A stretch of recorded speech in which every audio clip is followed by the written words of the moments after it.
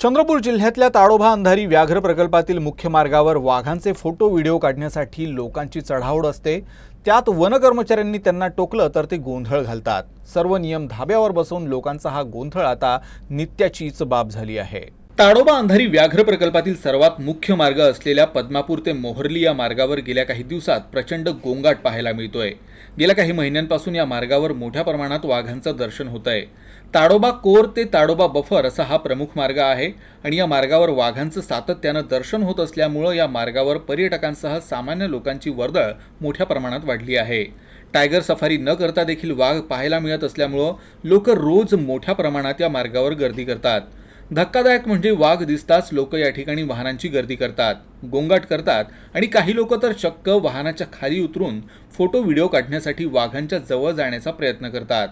हा सर्व प्रकार वाघांसाठी जितका त्रासदायक आहे तितकाच लोकांच्या जीवावर देखील बेतू शकतो। मात्र सर्व नियम धाब्यावर बसवून लोकांचा हा गोंधळ आता नित्याचीच बाब झाली आहे। अशा लोकांवर वन विभागाने गेल्या 3 वर्षात मोठ्या प्रमाणात कारवाई करून जवळपास 28 लाख रुपयांचा दंड देखील वसूल केलाय। मात्र दंड वसूल करूनही हा प्रश्न निकाली लागणार नाही हे मात्र नक्की आहे। स्थानिक लोकांचे एक साहजिकच असतं की कुठल्याही प्रकारची चूक झाली की चूक मान्य न करता राजकीय किंवा वरिष्ठ अधिकाऱ्यांची मदत घेण्याचा प्रयत्न करणे।